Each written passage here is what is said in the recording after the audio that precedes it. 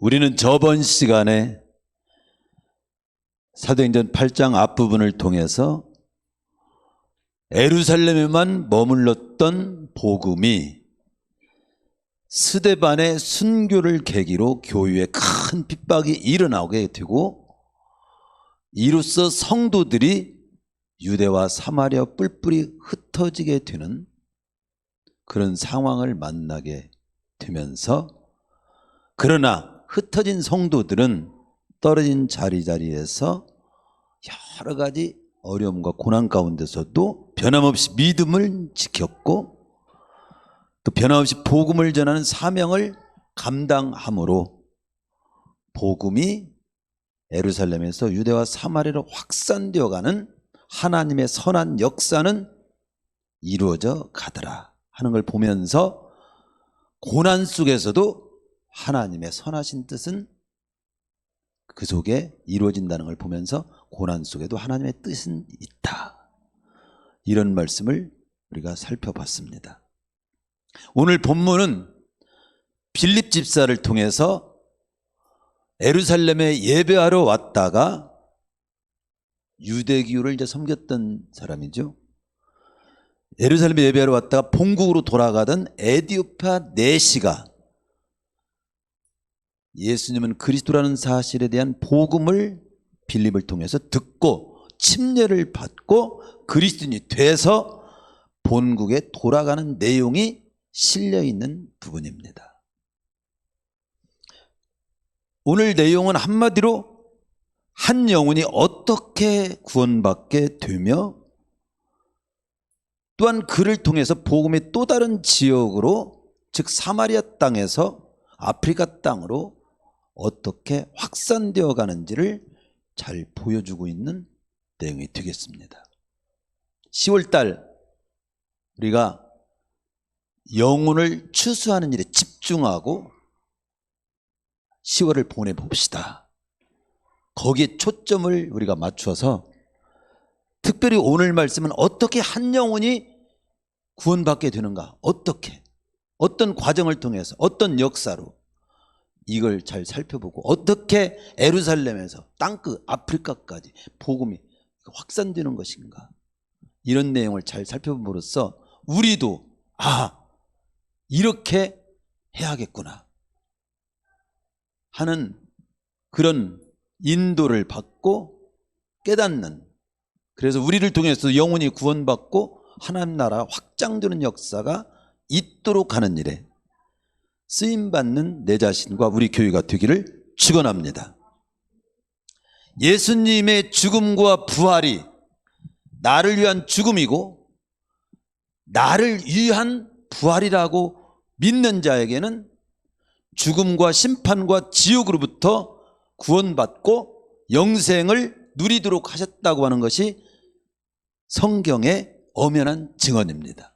대표적으로 요한복음 3장 16절에도 보면은, 하나님이 세상을 이처럼 사랑하사 독생자를 주셨으니 이는 저를 믿는 자마다 멸망치 않고 영생을 얻게 하려 하심이라. 요한복음 5장 24절에서도 내가 진실로 진실로 너에게 이르노니 내 말을 듣고 또 나 보내신 이를 믿는 자는 영생을 얻었고 심판에 이르지 아니하나니 사망에서 생명으로 옮겼느니라. 로마서 10장 9절에 10절에서 보면은, 네가 만일 예수를 주로 시인하며 또 하나님께서 그를 죽은 자 가운데서 살리신 것을 네 마음에 믿으면 구원을 얻으리니, 사람이 마음으로 믿어 의에 이르고 입으로 시인하여 구원에 이른다고 분명히 말씀을 합니다. 우리 주님은 이 놀라운 이 구원을 위해서 우리님께서 십자가에 못 박혀 죽으셨고, 그것이 우리 주님이 우리 주를 담당하신 죽음이라고 하는 사실을 부활로써 확실히 증명해 주심으로 믿을 만한 증거를 우리에게 주셨다고 사도행전 17장 31절은 말씀합니다. 아울러서 우리 주님은 이 놀라운 구원의 사실을 만방에 증거해서 모든 사람들을 구원받게 하기 위해서 부활하신 후에 40일을 이 땅에 더 머무르시면서 죽어도 다시 사는 부활이 우리 인생에게 있으며, 하나님의 나라 일에 대해서 말씀하시고 제자들에게 이 일을 계속하도록 성령을 내가 간후에는 보내주시겠다 약속을 하시고 승천을 하신 내용이 사도행전 1장 9절에서는 보여줍니다. 그리고 실제로 승천하신 후에 열흘 만에 약속하신 성령을 이 땅에 보내셔서 구원의 역사가 본격적으로 시작이 되고 신약교회가 시작이 된 거예요. 그래서 구원의 역사를 계속 이루기 위해서 주님은 이 땅에 교회를 세우셨고 구원의 역사를 계속 이루도록 하는 일을 위해서 성령이 이 땅에 강림하신 겁니다. 강림하신 성령의 충만함을 입어서 사도행전 1장 8절에 보면 오직 성령이 너에게 임하시면 너희가 권능을 받고 예루살렘과 온 유대와 사마리아 땅끝까지 이르러 내 증인이 되라 이렇게 말씀하신 겁니다. 그런데 놀랍게도 우리가 사도행전을 보면 주님의 말씀대로 예루살렘으로부터 시작해서 복음이 시작이 돼가지고 사마리아와 예루살렘과 온 유대와 사마리아와 땅끝까지 이 복음이 지금 그렇게 그대로 전파가 되는 것을 볼 수 있었습니다. 그리고 우리는 저번 시간에 8장 전체를 통해서 예루살렘 머물러 있던 복음이 핍박이라고 하는 어떤 그런 상황을 통해서 오히려 유대와 사마리아로 이렇게 펼쳐나가는 것을 우리는 볼 수 있게 된 겁니다. 오늘은 그 사마리아 땅의 빌립이 거기가 빌립 평신도인 빌립 집사가 복음을 전해 큰 역사를 이루고 거기에서 갑자기 하나님의 성령의 인도를 통해서 그 광야로 나아가게 되는데 거기에서 에디오피아 내시를 만나게 되고 그에게 복음을 전해서 복음을 받은 그가 구원받고 아프리카로 가게 되는 내용이 오늘 나온 거예요.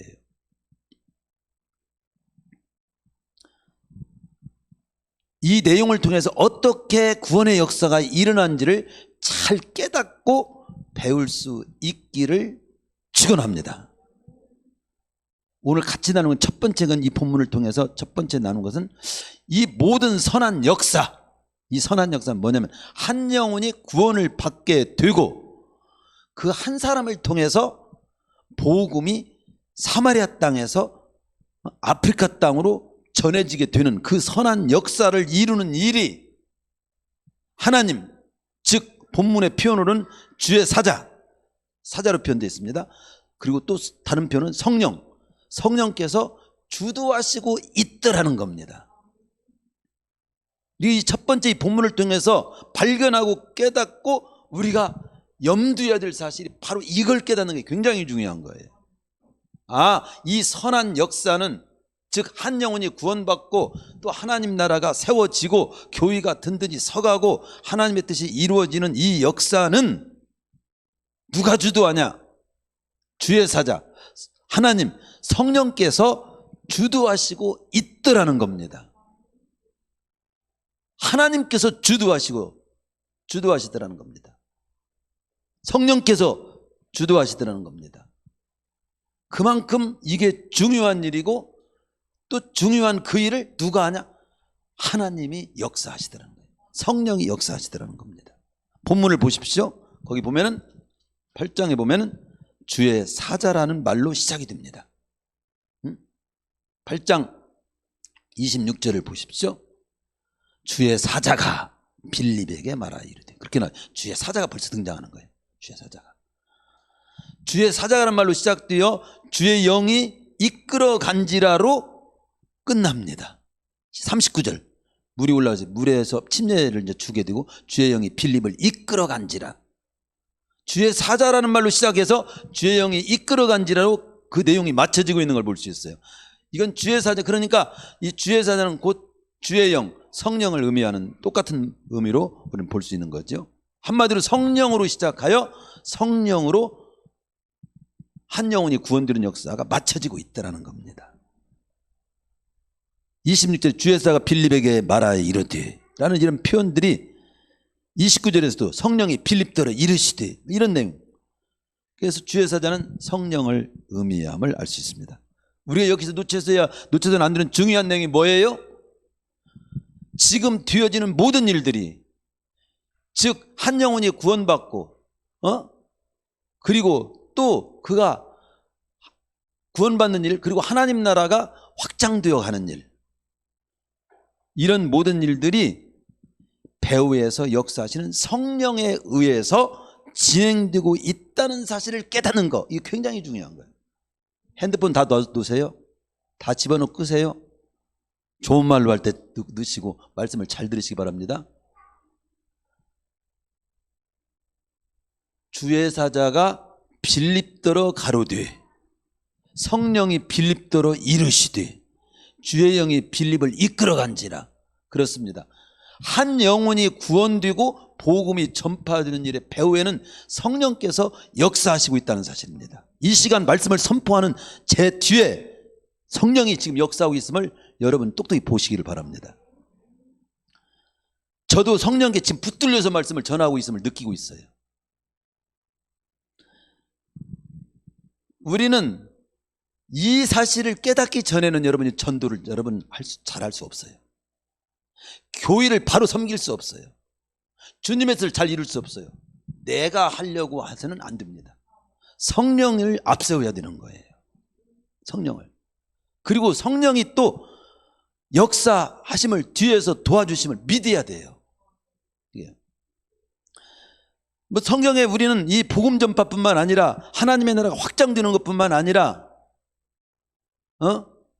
그리고 하나님의 뜻이 성취되는 것뿐만 아니라 내 삶 전반 구원받은 하나님의 성도들이 승리의 삶을 사는 것 자체도 바로 성령이 주도하신다는, 성령을 또 우리가 의지하고 또 성령의 인도를 받으면서 살아갈 때 승리의 삶을 살 수 있다는 것을 깨달아야 됩니다. 구약의 요셉 사건을 보십시오. 요셉에게 일어났던 모든 일들, 그러니까 미움받고 구덩이에 빠지고 또 노예로 팔려가고 감옥에 들어가고 다 모든 일들의 배후에는 나중에 보니까 그런 겉으로 볼 때 안 좋은 일들까지도 하나님의 섭리 속에, 인도 속에 진행되고 있더라는 겁니다. 룻기를 봐도 룻기의 삶 배후에는 하나님의 섭리가 있었음을 알 수 있습니다. 욥의 고난을 우리 잘 알잖아요. 욥의 고난 뒤에도 하나님의 인도하심이 있음을 알 수 있습니다. 모세의 일생을 봐도 하나님의 인도가 있었음을 알 수 있습니다. 요나의 삶을 살펴봐도 하나님의 역사하심이 있음을, 큰 물고기 뱃속에 삼킨바 됐다가 토해내게 되고 그래서 니느웨 성에 복음을 전하게 되는 그런 모든 일들이 하나님의 섭리와 역사 속에서 진행되는 걸 보면 알 수 있습니다. 그렇다면 오늘 구원받은 나의 삶의 배후에도 하나님의 인도하심이 있음을 믿으시길 바랍니다. 또 하나님의 인도하심을 내가 보고 인도를 받는 것도 중요하고, 그것이 잘 안 보여도 하나님이 지금 인도하시고 있음을 믿는 것 또한 중요합니다.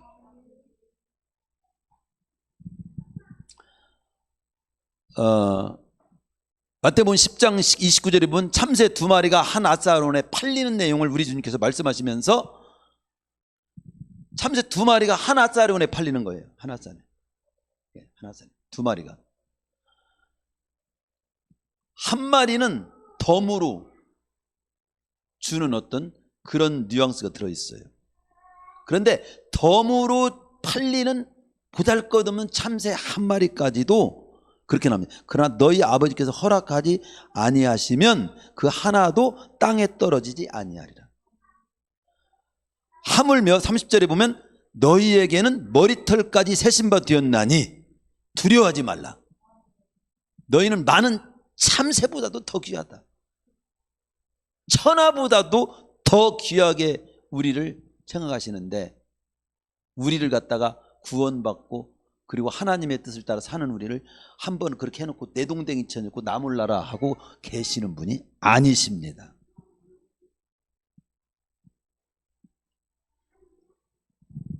찬송가 191장을 우리가 제가 오늘도 이렇게 부르려고 인도를 받았는데 거기 1절에 보면 내가 매일 기쁘게 이 땅 여정을 이렇게 사는 것은 주의 팔이 나를 안보함이요. 내가 주의 큰 복을 참는 참된 비결도 주의 영이 함께 하기 때문이다. 그런 가사를 첫 번째 보여주고 있거든요.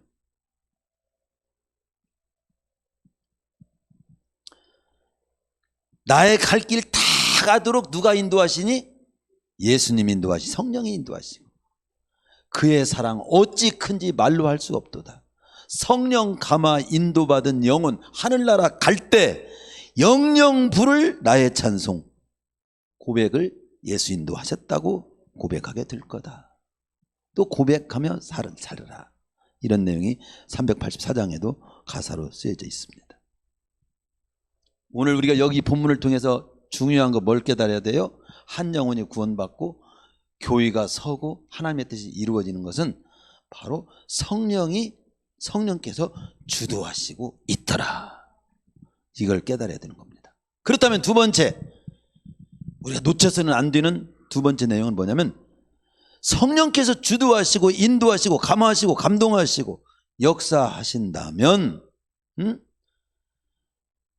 우리가 어떻게 처신해야지요? 우리가 어떤 자세를 가져야죠? 어떤 태도를 가져야죠? 그 성령의 주도하심에 나를 내어드려야 된다는 거죠. 그 인도하심에 나를 맡겨야 돼요. 그래야 선한 역사가 일어난다는 거예요. 영혼이 구원되든가 하나님의 뜻이 이루어지든가 하나님의 나라가 확장되든가 하나님의 기적이 일어나든가 성령의 인도에 나를 내어드려야. 마치 바위덩어리가 있습니다. 조각가가 있습니다. 바위가 지 맘대로 걸어다니고 막 뛰어다니면 조각할 수 있겠습니까? 조각가 망치로 두드릴 때도 막고 있고 끌로 쪼아낼 때도 참고 있고 그 자리에 조각가의 손에 딱 맡겼을 때 멋진 작품이 나오듯이 성령의 주도하심과 인도하심과 감동하심이 있을 때 나를 내어드리는 것을 잘할 때 그 인도를 잘 따를 때 순종할 때 바로 하나님의 뜻을 이룰 수 있다는 거죠. 오늘 본문의 빌립 집사가 가라고 하면 갔고 가까이 하라면 가까이 갑니다. 성령은 한 영혼을 구원하기 위해서 복음이 사마리아에서 에티오피아 즉 아프리카로 확산되는 일을 위해서 한참 사마리아에서 대성왕을 이루고 있는 빌립 집사를 뽑아가지고 지금 어디로 가라고 하십니까? 남쪽으로 향하여 예루살렘에서 가사로 내려가는 길까지 가라는 거예요. 그 길은 광야라. 8장 27절에 보면 빌립이 어떻게 반응을 보입니까? 여기 지금 기적을 여기서 이루시고 큰 교회를 이루고 저를 따르는 사람이 수만 명이고 우리 교회는 큰 교회인데 저보고 저 어디 낙도로 지금 가라고 하는 말이 맞습니까? 이상하다. 그리고 안 갔더라면 안 갔습니까? 빌립이 하는 거기 보면은 일어나서 가서 보니 성령의 지시가 있을 때 즉시 있던 자리에서 일어나 성령이 지시하는 것으로 간 줄로 믿습니다. 이런 태도가 오늘날도 우리에게 있어야 된다는 거지. 초대교회 성도들의 삶 속에는요, 오늘 새벽에도 우리가 사도행전 21장을 봤지만 제가 오늘 새벽에도 그런 말씀을 드렸어요. 초대교회 성도들의 삶 속에는 성령의 감동을 받고 인도를 받는 삶이 있었다. 성령의 감동을 받은 내용을 하잖아요. 제자들이 성령의 감동으로 서로 말을 하고 나 성령의 감동을 이렇게 받았다. 성령의 인도를 이렇게 지금 느낀다. 그런 걸 서로 얘기해요. 그리고 서로 어디를 가거나 무슨 일이 날 때는 서로 기도하고 보내고 서로 기도를 부탁하고 초대교회 성도들의 삶 속에는 성령의 감동과 기도의 삶이 있었다는 거지. 오늘 나의 삶 속에 우리 교회의 삶 속에 우리 성도들의 삶 속에 성령의 감동과 인도를 받는 삶이 있는가? 기도의 삶이 있는가? 어떤 일 할 때 기도를 앞세우면서 하나님의 뜻을 찾으면서 살아가는 이 모습이 있는가? 이 말씀을 통해, 말씀은 우리를 비춰주는 거울이라고 했어요. 두 번째 우리가 깨달을 것이 바로, 그래서 우리가 놓쳐는 안 되는 중요한 일은 성령의 주도하심이 분명히 모든 하나님의 뜻을 이룰 때, 영혼을 구원할 때 성령의 주도하심이 있다면, 인도하심이 있고 감동하심이 있다면, 그 감동하심이 있을 때 우리는 거기에 내어드려야 하나님의 선한 역사, 우리에게 축복된 역사, 승리의 역사, 성공적인 역사가 일어나겠구나. 이걸 깨달아야 된다는 거지. 빌립처럼 여기 즉시 내어드린 것처럼. 하나님의 선한 일은 성령의 지시하심에 민감하게 순종으로 반응하는 자를 통해서 이루어집니다. 순종하지 못 듣거나 못 느끼거나 인도함에 순종함이 없는 사람을 통해서는 역사가 안 일어납니다. 우리 교회가 바로 이걸 깨달아야 돼요. 우리 성도들이 바로 이 사실을 깨달아야 돼요. 나의 성공과 주 안에서의 성공입니다. 나의 주 밖에서의 성공도 있어요. 없다는 게 아니에요. 주 밖에서 믿음 없는 사람들 성공, 뭐 돈 벌고, 뭐 좋은 직장 얻고, 뭐 높은 자리에 올라가고 취직되고, 뭐 다 그런 성공들도 있을 수 있어요. 그러나 큰 폭으로 보면 우리는 주 안에서의 성공, 승리, 축복, 또 하나님이 주도하신다는 사실을 잊지 마십시오. 중요한 것은 하나님께서 나를 축복으로, 승리로, 또 하나님의 선한 역사를 이루시고자, 이끌어 가시고자 할 때 그분이 마음껏 나를 쓰셔서 하나님이 나에게 이루시길 원하시는 어떤 성공적인 역사라든가 축복의 역사라든가 승리의 역사라든가 선한 어떤 역사, 영혼을 구원하는 역사, 교회를 세우는 역사를 잘 이루어가도록 나를 내어드릴 일이 중요하다는 말씀을 지금 드린 겁니다. 예를 들어서 지극히 간단한 예를 좀 든다면, 여러분에게 성령의 감동이 있는 거예요. 너 잘 되려면, 너 성공적인 삶을 살려면 새벽에 일찍 일어나 새벽 기도부터 해. 그런 감동이 왔어. 그럼 어떻게 해야 돼요? 성령의 감동인지 뭔지 모르고 그냥 뒤척이, 나 잘 거야. 아유 피곤해. 그러면 성령의 인도 받을 수 있어, 없어? 받을 수 있어요, 없어요? 물어보는 게 제가 어리석은 물음이라고 할 만큼 분명하잖아. 어떻게 성령의 인도 못 받는 거죠? 또 네가 복을 받으려면 주일은 구분해라, 주일을 지켜라. 이런 감동이 왔으면 어떻게 해야 돼? 내가 주일 지키는 문제를 반드시 정리를 해야 되겠구나. 그런 자세를 또 가져야 또 그 사람이 복을 받는 거죠. 또 어떤 사람은요, 너는 물질이 네가 마음에 인색하구나. 11조 얘기만 들으면 마음이 얼굴색이 확 변하던데, 너 물질적인 축복받고 자유함 얻으려면 11조부터 구분해라. 이런 감동이 왔어. 깨달음이 왔어. 그럼 어떻게 해야 돼? 그건 안 돼요. 다른 건 내가 하겠어요. 청소는 내가 하겠어요. 11조 그건 나 하고 싶은 대로 하겠어요. 그냥 내가 하고 싶은 대로요, 100만 원 벌어도 5만 원만 내겠어요. 그냥 5만 원. 내 맘대로 하겠습니까? 성령의 감동대로 말씀에 비춰서 말씀에 맞게 내어드리겠습니까? 오늘 말씀으로 본다면 말씀과 성령의 감동이 일치돼야 돼요.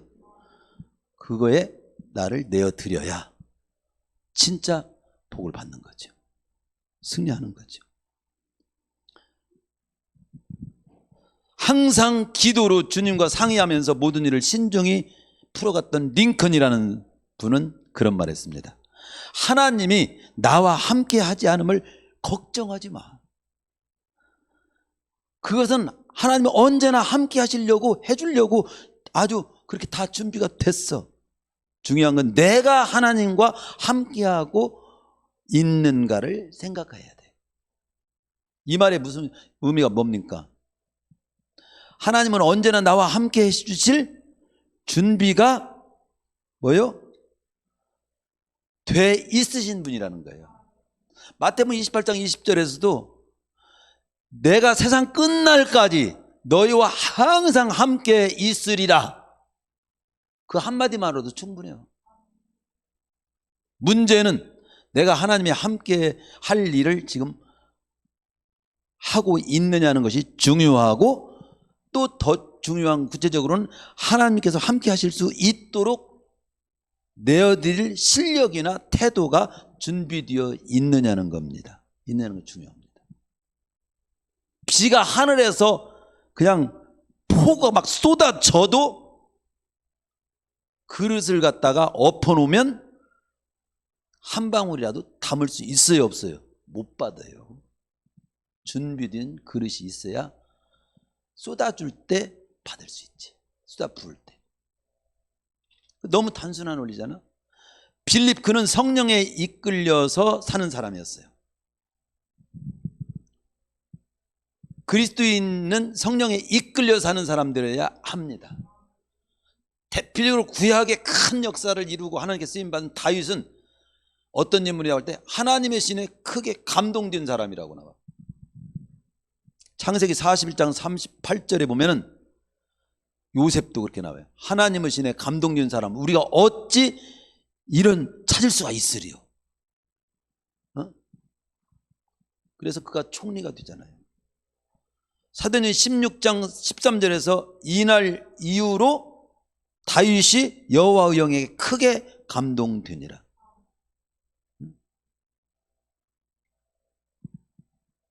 그리고 감동되고 나서 골리앗을 그때 때리는 빕니다. 제가 볼 때는 골리앗을 한번 제가 때려 눕혀보는 일에 저를 내어드리겠다라고 하는 감동이 그에게 있었던 거지.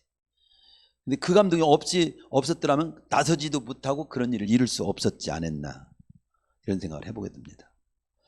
성령은 하나님의 뜻을 성취하기 위해서 우리를 감화, 감동, 역사하시는 분이십니다. 우리로 하여금 승리의 삶을 살 수 있도록 도와주시기 위해서 이 땅에 강림하신 하나님의 영임을 요한복음에서는 분명히 보입니다. 요한복음에서는 보혜사라고 그래요. 보혜사. 저 좀 쳐다봐요. 의자 쳐다봐야 백날 말씀이 안 나와요. 저를 이렇게 잘 쳐다보고 어떤 말씀을 듣는가 잘 눈과도 마주치고 하나님의 말씀을 잘 들어야 돼요. 딴 데로 돌리는 순간 헛생각을 할 수 있고 말씀을 못 받아요. 이것도 바라면 성령에게 온전히 내가 잘 성령의 음성을 잘 듣고 하나님의 뜻을 잘 깨닫기 위해서는 말씀을 선포할 때는 말씀을 선포하는 자와 잘 이렇게 귀 기울이고 집중해야 됩니다. 그것도 필요한 거예요. 그 자녀. 이 보혜사라는 말을 요한복음에서는 보혜사로 표현하는데요, 또 다른 보혜사를 보내주겠다. 그렇게 요한복음 16장 13절에 진리의 성령이 오시면 그가 너희를 모든 진리 가운데로 인도하신다. 보혜사라는 말은 뭐냐면요, 파라클레토스라고 하는 헬라어 말로 쓰여 있는데 그 의미는 뭐냐면 그냥 나를 도와주기 위해서 옆에 와 계신 분이라는 뜻이요. 나를 도와주시기 위해서 옆에 와 계신 영, 하나님의 영, 성령이시라는 거예요.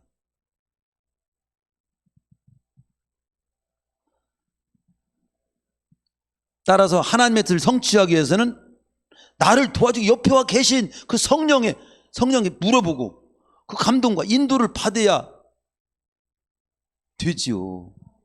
너무 당연한 거 아니에요?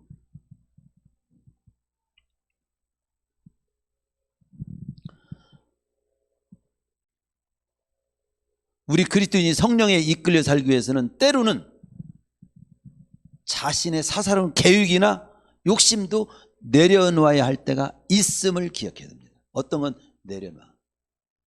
너 그거 멈춰. 이렇게 해.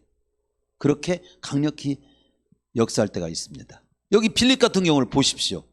이미 사마리아 성에서 복음 전파에 큰 성공을 이루고 있어요. 8장 6절에 8절에 보면은 큰 성공을 이루고 있잖아요. 6절에 보면 거기에 보면은요, 무리가 빌립의 말을 듣고 행하는 표적도 보고 한 마음으로 그가 하는 말을 따르더라. 많은 사람에게 붙었던 더러운 귀신들이 크게 소리를 지르며 나가고 또 많은 중풍자 못 걷는 사람이 나니 그 성에 큰 기쁨이 있었다고 나옵니다. 에? 이런 내용이 이제 사마리아 큰 역사가 이렇게 있었습니다. 그런데 성령께서 갑자기 광야로 나가라는 거예요. 우리 목회자로 말한다면 교회에서 수천 명, 수만 명 큰 교회 하고 아주 뭐 아파트도 있고 좋은 자가용도 있고 모든 복지시설도 다 돼 있고 그리고 목회를 하고 있는 목사님에게 오늘 그 교회 딱 멈추고 너 울릉도로 가. 예를 들어 울릉도 한쪽 섬에 외딴 곳에 예를 들은 겁니다. 울릉도에 뭐 그런 울릉도 가니까 좋더라고요. 거기에 초가집 새 집이 있는데 그 새 집을 위해서 너는 가. 한마디로 그거는 진부다리 싸고 알겠습니다 하고 간 꼴이야. 누구든 지금 성공하고 있는 일을 내려놓고 또 다른 길을 가라고 한다면 쉬울까요? 안 쉬울까요? 쉽지 않죠. 더구나 이전에 성공하는 비교 없을 만큼 더 좋은 곳으로 하면 아이고 좋다고 하겠지만 열악하고 척박한 땅 광야로 가야 할 때 또 그 길이 완전히 어떤 길인지 잘 또 아직 파악도 안 됐어. 그럼 가기가 쉽지 않죠. 그러나 분명히 성령의 감동이 있었고 말씀이 있었어. 그 길이 쉽겠는가? 근데 빌립은 그 쉽지 않은 길 결단을 내린 겁니다. 본문의 빌립은 기꺼이 성령의 이끌림에 순종해서 한 영혼을 구원하고 이디오피아 땅에 복음이 전해지도록 하는 일에 내어드린 거지요. 이 감동의 역사는 그러니까 쉽고 편안함과 이기적인 삶을 추구하는 사람을 통해서는 쓰여지지 않을 수 있어요. 나의 기득권까지도 내려놓고 때로는 욕심도 비워놓고 오로지 성령의 감동과 주님의 뜻만 분명하다면 자신을 내어드린다는 그런 수준, 그런 믿음을 가진 자를 통해서 하나님의 성령의 역사는 써내려져 가더라는 겁니다. 여기 빌립이 성령의 지시 따라 일어나서 가보니까 에디오피아 사람 곧 에디오피아 여왕 간다게의 모든 국고를 맡은 큰 권세를 가진 사람이 그 내시가 예루살렘에 예배로 왔다가 돌아가는 병거를 타고 가면서 선지자 이사야의 글을 읽고 있는 중인 걸 발견하게 됐어요. 거기에 보면 간다라라고 하는 것은 간다게라고 하는 것은 왕을 가리키는 칭호로 정도만 알으면 되겠고요. 모든 국고를 맡은 내시는 오늘날의 궁중의 재무장관쯤 됩니다. 오늘날 그 뭐라고 할까요? 경제기획원 장관이라고 할까? 재무부 장관입니다. 에디오피아는 아프리카 동부 중앙에 위치한 나라는 게 아프리카 땅이에요. 한마디로. 그런데 가서 보니까 그런 아주 아프리카에 대단히 왕의 아주 중요한 다음 가는 그런 높은 자리에 있는 분이 예배 드리러 왔다가 가게 되는 걸 발견하게 된 거예요. 근데 뭘 읽고 있는데 이사야에 있는 말씀을 읽고 있는 거예요. 자, 여기서 하나 짚고 넘어갈 건 뭐냐면 가라고 할 때는 이해를 못했는데 가서 보니 이해가 됐어. 그에게 그래서 복음을 전하기 위해서 그곳에 가라 하셨다는 것을 그때서 깨닫게 된 거죠. 아, 이 사람에게 복음을 전하라고 나를 보냈구나. 우리가 하나님을 믿고 따를 때 하나님의 일을 행할 때 때로는 당장에는 감동이 있었고 결단을 내리긴 했지만 궁극적인 목적까지는 잘 모를 수도 있어. 끝은 잘 안 보일 수도 있어. 끝까지 성령의 인도가 있을지라도 끝까지 왜 그렇게 하시는지를 모를 수도 혹 있다. 그런데 어떻게 제가 항상 보이는 만큼 가세요. 그럼 또 보일 거예요. 또 보여줄 겁니다. 그게 맞은 말이거든요. 성경에서 나온 말이에요. 그게. 하나님은 내가 끝까지 잘 안 보일 때도 가야 순종을 요구할 때가 있어요. 우리 하나님만을 신뢰하고 순종하고 나가야 되는 거죠. 보이는 만큼 가자고 가면 보이도록 인도해 주시는 분이십니다. 하나님은 우리가 이해가 되기 때문에 따르는 분이 아니라 그분은 믿을 만한 분이기 때문에 이해가 안 되는 부분도 따르는 거예요. 사람들은 하나님을 보여주면 믿겠다고 하지만 또 알면 내가 믿겠다고 하지만 에머슨은 그런 말 했어요. 하나님은 네가 그렇게 한 번에 알 수 있는 분이 아니야. 믿으면 알게 돼. 믿으면 보게 돼. 보면 믿겠다. 알면 믿겠다. 그것은 하나님을 향해서는 조금 미련하고 수준이 낮은 질문이야. 아기가 나는 아버지가 이해 다 된 다음에 아버지라고 할 거예요 한다면 어렸을 때 아빠라고 못 부르지. 잘 몰라. 그냥 근데 아빠 해. 나중에 부르니까 우리 아빠 진짜 우리 아빠네. 빌립은 성령의 지시를 믿고 가보니 알게 된 겁니다. 사람은 알고 보고 믿어야 하지만은 하나님은 믿으면 보이고 알게 됩니다. 사람은 잘 알아보고 믿으세요. 잘 살펴보고 믿으세요. 그러나 하나님은 믿고 나가시면 더 정확히 보이고 알게 될 겁니다. 세 번째 말씀은 우리가 뭐냐면 이게 중요한 말씀이 이제 여기 보면 세 번째는 자 보세요. 모든 역사는 성령이 주도하시는구나. 성령이 주도하시니까 빌립처럼 우리는 즉시 내어드리는 자세가 필요하구나. 오늘 말씀은 그렇게 내어드려 가서 한 영혼을 구원해 가지고 아프리카 땅으로 복음이 전파되게 한 그 실제적인 사건이 거기 나와 있는 겁니다. 즉 에티오피아 내시가 그리스도인이 되는 과정이 거기 기록이 되어 있는 거예요. 어떻게 그리스도인이 되는 것인지를, 그리고 어디까지가 구원받는 복음인지를 여기 다시 우리는 확인하고 검토할 수 있는 중요한 부분입니다. 성령의 인도하심 따라 내어드리니까 바로 내어드려 가지고 내시에게 복음을 전하는 이제 모습입니다. 첫 번째 복음이 전해질 때 거기 딱 가보니까 이분은 에티오피아 내시는 마음이 이미 준비됐네, 이걸 확인할 수 있었어. 근데 실제로 복음이 들어가려면 마음이 열린 자가 복음을 받을 수 있습니다. 하나님을 향하여 마음이 열렸다는 말, 하나님을 향해 방향을 틀은 자, 이미 성령이 전도다 보면 이미 준비된 사람을 만나게 된다는 말이 그 말입니다. 근데 복음이 전하면 준비되지 않은 영혼, 열리지 않은 영혼, 닫은 영혼은 복음이 들어갈 수가 없습니다. 그러므로 닫은 사람에게는 발길을 돌려도 괜찮아요. 그러나 접근해서 그걸 확인은 그래서 우리는 해야 되는 거죠. 그래서 먼저는 이 구원받으려면요, 하나님을 향해 방향을 튼 자여야 합니다. 틀어야 돼요. 마음이 열려 있어야 돼요. 어떤 이유로든지 하나님을 향하여 열려 있어야 됩니다. 열려 있는데 어떻게 구원을 받아야 되는지, 자기가 어떻게 해야 될지 모르는 자에게 전도자가 필요한 거예요. 즉 복음을 구원받는 데는 첫 번째가 회개한 자입니다.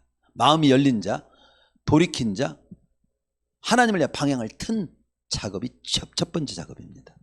에티오피아 내시는 예루살렘에 예배드리러 온 걸 보면 그는 하나님을 경외하는 마음이 있던 자인 걸 알 수가 있고, 또 성경을 읽고 가고 있는 것을 보면은 그는 굉장히 지금 갈망하고 있는 사람인 걸 알 수 있었어요. 그 에티오피아 내시에 대한 내용을 거기 딱 자르고요, 분명한 것은 에티오피아 내시는 하나님을 예배하는 마음이 있었다는 것이고 마음이 열려 있었다는 것이고 복음을 아주 전해주고 알려줘야 될 대상인 것을 알게 된 겁니다. 오늘날도 구원의 은혜가 입혀지려면 어떤 이유로든지 먼저 하나님께 방향을 트는 과정이 있어야 됩니다. 구원의 은혜가 입혀지려면 뭐요? 하나님을 향하여 방향이 틀어져야 되고 그 회개가 있어야 됩니다. 항상 보면 회개하라 그러잖아요. 방향을 틀으시오. 하나님을 향해 마음을 열으시오. 팔복도 심령이 가난한 자는 복이 있네. 천국이 그들의 것이며, 하나님을 향해서 배고픈 사람처럼 그렇게 갈망하는 마음이 텅 비어있는 그런 자세가 필요하다는 것을 보여줍니다. 불신자가 하나님을 향해 방향을 트는 그것이 회개입니다.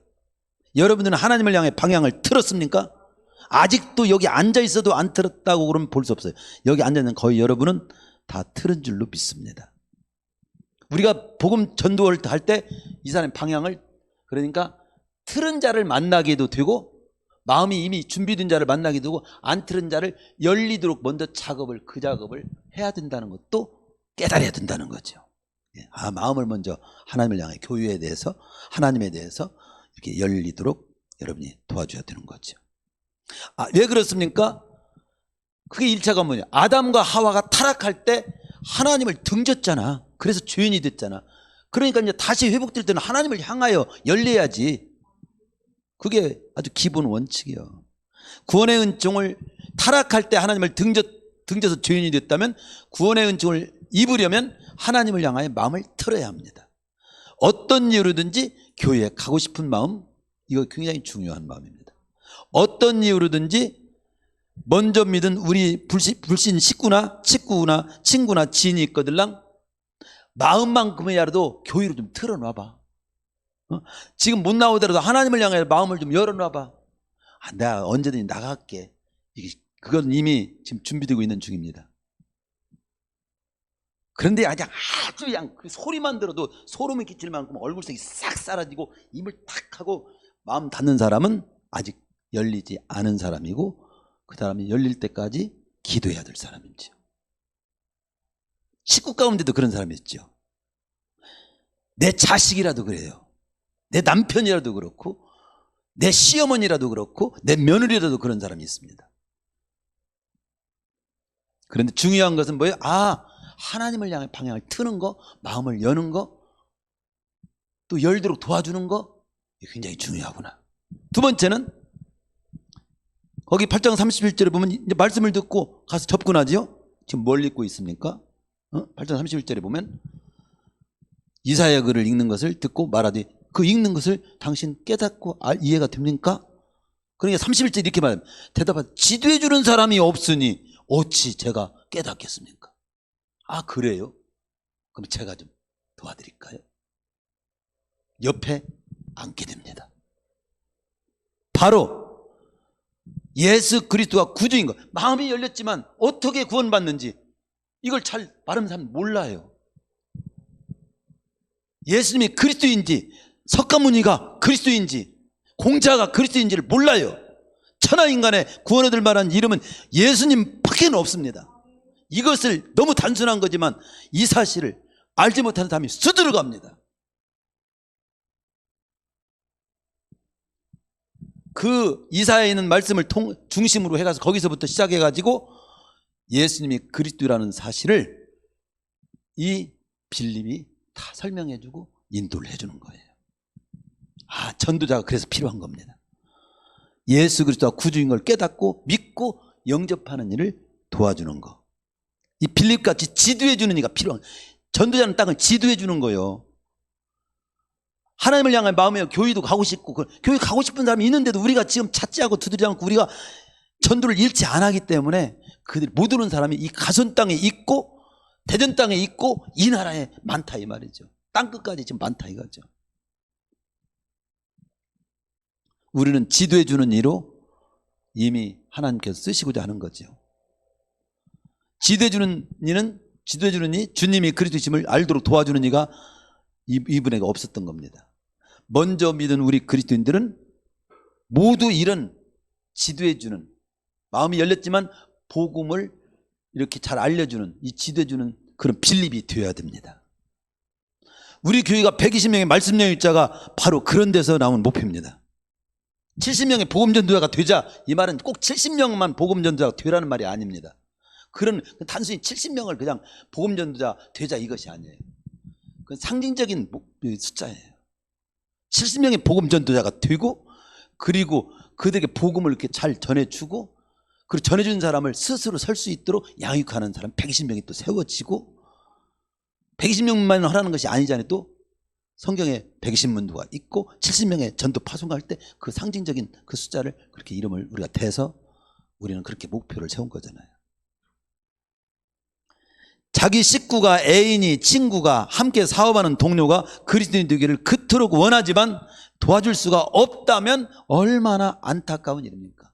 내가 또 도와주더라고 그 직장에 있고 그 집에 네 자식과 네 친척과 가족들을 인도라고 나를 먼저 부름받는데 한 번도 그들의 마음 상태도 살펴보지도 않고 물어보지도 않고 도와주려고 해보지도 않았다면 이건 우리에게 굉장히 주님께서 안타까워하는 모습으로 보고 계시지 않겠어요? 그걸 10월 달에 우리가 하자는 거죠.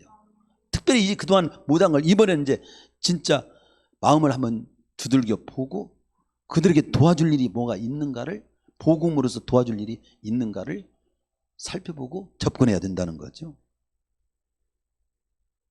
그래서 제가 복음을 전하고 우리 교회에서는 복음을 전한 다음에 그 복음 전한 다음 그 사람의 구원관념을 반드시 쓰도록 합니다. 당신은 교회에 나간 날 말고 예수님이 그리스도이심을 언제 누구한테 들었고 그리고 마음에 받아들이게 됐는지를 분명히 한 자필로 써봐라. 이런 것들이 확인해 주는 거예요. 그리고 또 다른 사람에게 당신같이 그렇게 또 다른 사람에게도 그렇게 해 주어라. 로마서 10장 14절에도 보면은 그런즉 그들이 믿지 아니하는 일을 어찌 부르리요 듣지도 못한 일을 어찌 믿으리요 전파하는 자가 없이 듣겠느냐. 전파해야 듣고 들어야 믿고 믿어야 구원받는다. 최고 아름다운 발은 뾰족 구두 심은 발이 아름다운 발 아니고 구두 멋있는 바짝바짝 하는 구두를 신은 발이 아름다운 발이 아니라, 그리고 요즘은 뭐라고 하죠? 잘 모르겠네. 나는 잘 안 받아봐서. 손톱도 소지받고 발도 착하고 아름다운 발이 되도록, 건강한 발이 되도록 그 건강이 힘들잖아요. 성경에서는요 아주 아름다운 발이, 발을 아름답다고는 반 안 해요. 근데 좋은 소식을 전하는, 복음을 전하는 발이 최고 아름다우고 복된 발이라고 말해요. 그리고 그러면 어디까지 구원받는데 충분한가를 그 한 가지 마지막으로 살펴보고 마칠게요. 세 번째 마지막으로 본절에서는 그리스도인이 되는 것은요, 구원받는 것은 예수님이 그리스도이심을 알게 하고 믿고 영접하게 해서 침례까지 딱 받게 하면 구원은 충분합니다. 왜 충분하다고 제가 말씀드리냐면요, 어떠냐면 예수님을 구주로 믿고 영접하고 침례까지 받았습니다. 더 구원받는데 필요한 게 또 있나요? 11조 해야 되지, 주일성수 해야 되지, 이런 것도 일리는 있어. 그런 열매는 나중에 맺혀질 수 있지만 구원은 침례까지로 충분합니다. 예수님을 구주로 믿고 영접하고 침례 받았으면 그 사람은 구원 받기에는 충분한 과정을 거친 거예요.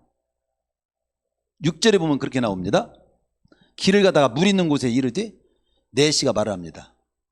사무실에 빌립 거기에 보면은 그 6절을 보십시오.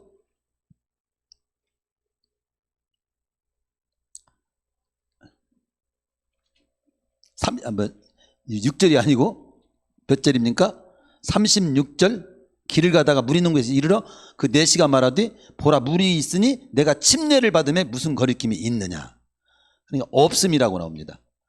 근데 없음이라는 말을 거기 잘 살펴보면은 거기 뭐라고 나옵니까? 관주에 보면 뭐라고 나와요? 빌립이 이르되 네가 마음을 온전히 하여 믿으면 가니라. 대답하리 이르되 내가 예수 그리스도께서 하나님의 아들인 줄 믿는, 예수님이 그리스도이심을 믿는다 이거지. 믿는다니까 그러면 됐다 이거야.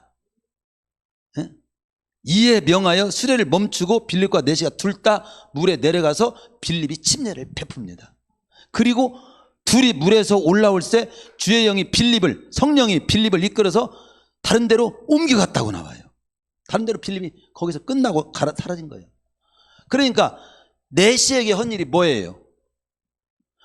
복음, 예수님이 그리스도인 걸 이사야에 거기 읽는 말씀으로부터 시작해서 설명을 쭉 해가지고 예수님이 그리스도인 것을 설명해주고 그 예수 그리스도를 믿고 영접하면 구원받는다고 하고, 구원받는 자는 침례로서 이렇게 상징적인 의식을 함으로써 끝내는 거라고 침례를 그래서 받게 된 거란 말이에요. 그리고 사라졌어요. 이 사라졌다고 하는 것은 뭡니까? 구원받기 필요한 모든 일이 끝났다는 뜻이야. 더 이상 그렇게 하고 침례받고 에티오피아로 갔어. 거기 가서 이제 복음 전했고 믿음으로 살았겠지요. 그렇죠? 우리가 여기서 알 수 있는 건 주요한 사실은 그리스도인이 되는 것은 주님을 믿고 영접하고 침례받는 것으로 충분한 줄로 믿습니다.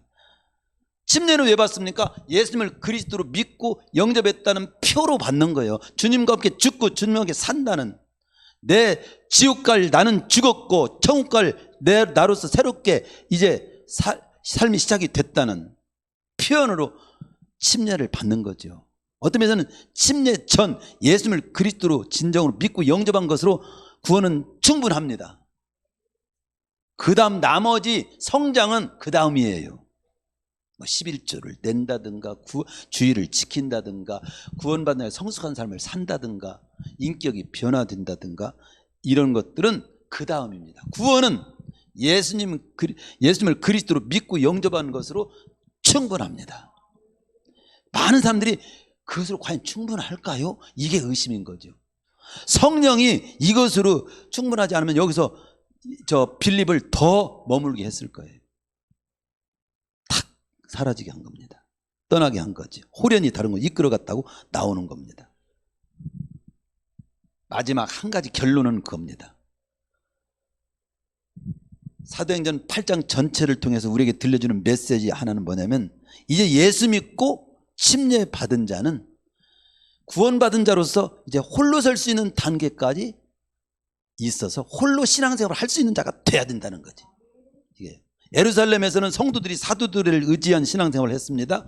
그러나 핍박으로 인해 가지고 유대와 사마리아 각기 흩어지게 됐습니다. 성도들은 이제 스스로 홀로 믿음을 지켜야 됐고, 또 복음을 전파하는 일, 누가 안 시켜도 복음 전파하는 일은 진짜 중요한 일을 깨닫고 복음 전파를 하면서 살았고, 또 삶의 과정에서 자기가 그리스도인으로서 어떤 인격을 가지고 살아야 되는가를 자각하면서 성령의 그런 감동과 인도를 받으면서 자기 인격을 다듬고 그러면서 내어드리는 삶을 살았어요. 즉 이제는 예수 믿고 구원받고 침례받고 교회에 소속해서 양육을 받았다면 이제 홀로 서서 신앙생활을 하는 단계에서 모두가 있기를 하나님은 기대하신다는 겁니다. 그래서 이제 너도 홀로서라는 메시지를 우리는 기억해야 됩니다. 즉 홀로서라는 건 뭐예요? 누가 끌지 않더라도 스스로 혼자 주일날 교회에 나와서 예배드릴 줄 아는 단계에서 살아야 된다. 여러분 누가 끌고 누가 옆에서 막 끌어당겨갖고 온 분은 한 분도 우리 여기에 있는 분은 없네. 다 스스로 오신 분 같아. 그게 홀로 신앙생활 하는 겁니다. 누가 하라 하지 않더라도 스스로 기도하는 거예요. 누가 시키지 않아도 한 영혼의 귀중성을 기억하고 전도하려고 하는 거예요. 누가 보든 안 보든 스스로 묵묵히 자기의 맡긴 사명을 충성스럽게 감당하려고 하는 거예요. 어떤 고난과 슬픔 가운데 처할지라도 빌립처럼 스스로 믿음을 지키며 사명을 감당하는 삶을 너희도 이제는 살도록 하라. 이 땅을 끝날 때까지.